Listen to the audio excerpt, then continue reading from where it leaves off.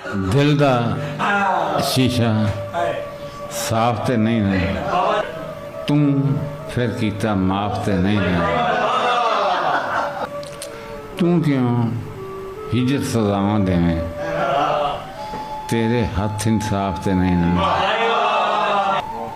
तू क्यों हिजर सजावां देवें तेरे हथ इंसाफ ते नहीं ना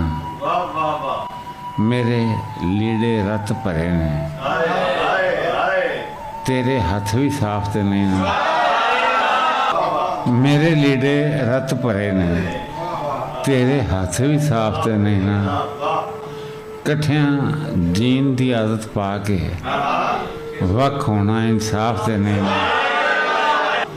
कट्ठियां जीन दी आदत पा के